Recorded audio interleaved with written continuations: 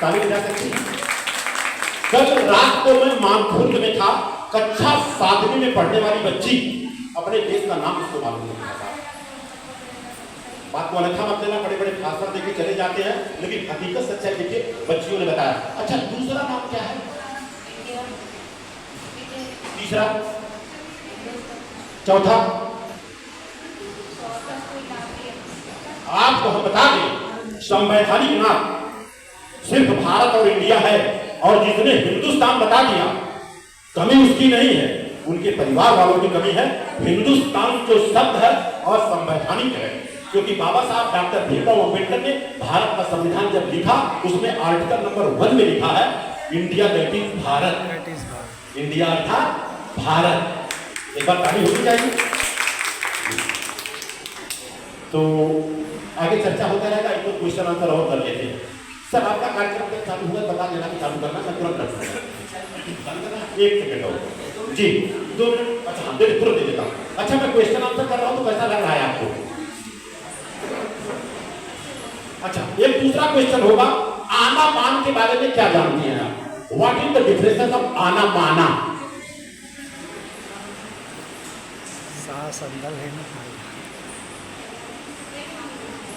पूरे भारत में घूमने का मौका मिलता है, वीडियो बन रहा जाएगा ही, और 1 लाख लोगों में से 1 को पता नहीं है। और आपको बता दूं, कितना भी कुछ कह रहे गुड़ गुड़ गुड़ गुड़, जब तक गुड़ को खाएंगे नहीं वो मीठा नहीं होगा, गारंटी के साथ बोलता हूँ। सही बात है। हम गुड़ गुड़ दिन भर खाएंगे मीठा होगा? कितनी भी बार नमो बुद्धाय नमो बुद्धाय नमो बुद्धाय नमो बुद्धाय जैसे बोल लीजिए, जब तक उनकी विद्या को हम नहीं चखेंगे तो पता नहीं चलेगा। आना पान एक मेडिटेशन है और ये प्राइमरी स्टेज है, और दुनिया के मोबाइल में है खाली आना पान डालेगी, 10 मिनट मेडिटेशन करने का है। और मैं दावा करता हूँ अगर 10 मिनट मेडिटेशन सुबह और शाम करेगी तो रिजल्ट जितना आता है उसका 10% ज्यादा आएगा, उसकी गारंटी मैं देता हूँ। एक बार ताली होनी चाहिए। आना पान इसी को बोलते हैं, सांस आ रहा है और जा रहा है, उसी को सहज स्वभाव से देखना है। सहज स्वभाव से देखना मतलब अनुभव करना है, जिसकी वजह से हम कहते हैं यही आना पान। और बुद्ध की प्राइमरी स्टेज की जो शिक्षा है वो आना पान ही है।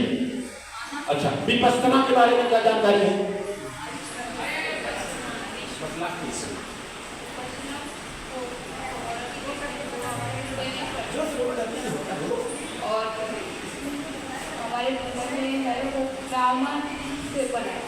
हाँ, ओके, आपसे लास्ट क्वेश्चन। बोरी वाली है ना, विपश्यना बोरी वाली है। एक बार ताली बजाइए। कौन सी क्लास में पढ़ती हो बेटा? 12वीं का एग्जाम दिया है कि देने वाली है? हो गया, तो रिजल्ट भी मिला होगा। Very good. आपका निकल गया, मार्कशीट लेके आई होगी। आज आप लोगों का सम्मान है, तो एक बार इनके लिए जोरदार ताली बजाइए। मैं बताता हूँ विपश्यना का मतलब होता है बुद्ध की प्राइमरी स्टेज के ऊपर की जो शिक्षा है उसको बोलते हैं विपश्यना, और 21 साल के जो नीचे होगा वो विपश्यना नहीं कर सकता है। तो आप लोगों की कभी उम्र नहीं, लेकिन जानो आप विपश्यना का मतलब होता है अपने आप को विशेष रूप से देखना। और जो आप ग्लोबल पगोड़ा की बात कर रही हो, विश्व विपश्यना ग्लोबल पगोड़ा की बात कर रही हो, दुनिया में सबसे बड़ा अगर कोई मंदिर है तो वो वही है। और एक प्रकार से इस तरह से मैं बात करूं ज्यादा अच्छा होगा, वहां का मैं ट्रस्टी हूं। देखा ना आपने, 10,000 लोग एक साथ बैठ सकते, 10,000 की बात कर रहा हूँ, और विपश्यना मैंने 2-3 बार कर चुका हूँ, और डॉक्टर साहब ने भी किया है। तो हम ज्यादा नहीं पूछूंगा, अब लास्ट में आप लोगों को किताब दूंगा। अच्छा ये बताइए, हमारे देश का जो झंडा है उसका नाम क्या है? तिरंगा में जो बीच में चक्र है उस चक्र का नाम? एक बार बच्चों के लिए जोरदार ताली बजाइए। बात को अन्यथा मत कीजिए, कितने बच्चे बोलते हैं सुदर्शन चक्र है, और पढ़ाया भी जा रहा है सिलेबस में, ये बता दे रहा हूं आपको। और आज आपको बता दे रहा हूं यही चक्र है। और आपको बता दूं जो भारत के तिरंगा झंडा में चक्र है वही अशोक चक्र है, वही धम्म चक्र है। वही क्या है? धम्म चक्र है। तो बुद्ध धर्म नहीं है, बुद्ध धम्म है, तो वही धम्म चक्र है जो धम्म चक्र। और आप लोगों ने गुरु पूर्णिमा का नाम सुना होगा, तो गुरु पूर्णिमा का मतलब 21 तारीख को जो गया, मैं 21 तारीख को था वहां पर पगोड़ा में, 7,000 लोग थे वहां पर।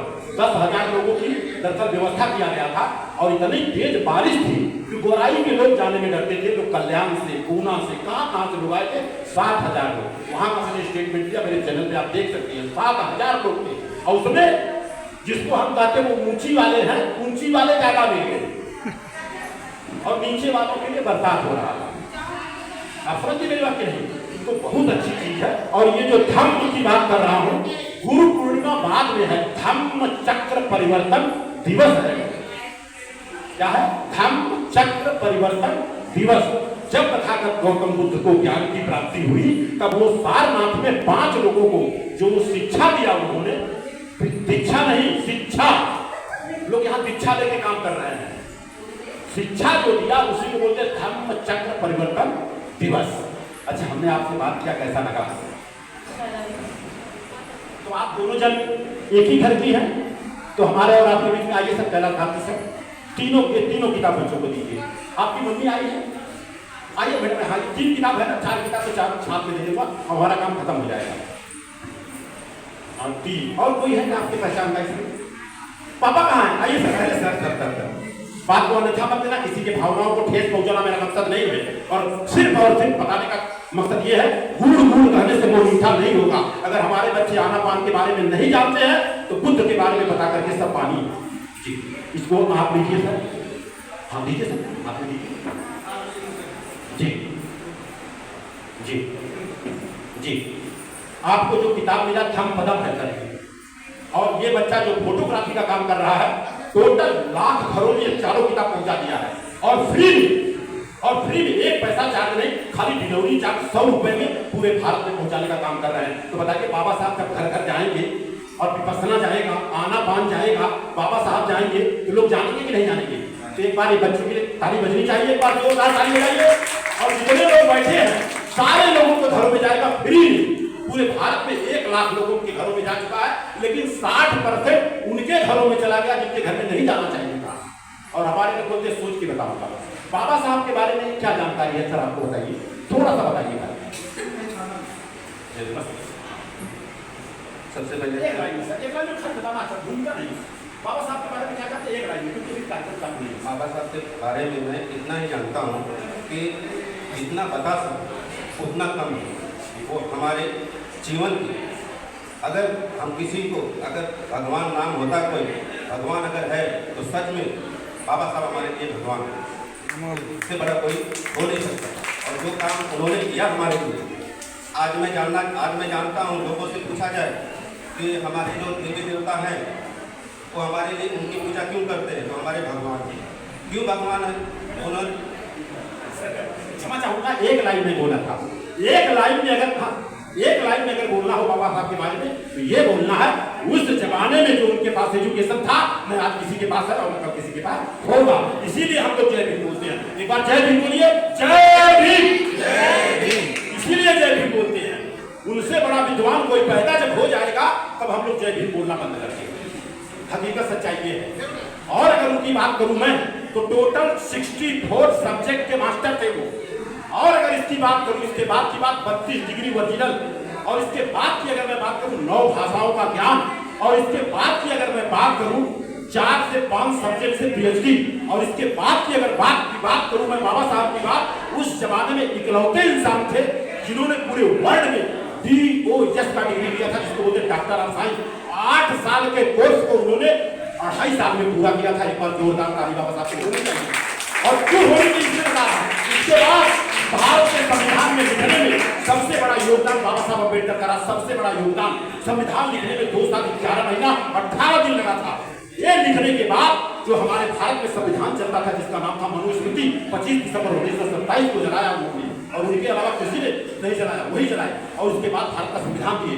भारत का संविधान देने के बाद उन्होंने दुनिया के सारे धर्म की किताब को पढ़ा। उन्होंने 21 साल तक पढ़ाई किया, 21 साल तक। लास्ट में उन्होंने बौद्ध धर्म स्वीकार किया, धर्म नहीं, बौद्ध धर्म स्वीकार किया। और कौन सा धर्म? जो तिरंगा झंडा के बीच में लगा अशोक चक्र, वही धर्म चक्र है। इसी के साथ मैं अपनी बातों को विराम दूंगा। आप सभी का मंगल हो, आप सभी का कैसा लगा सर?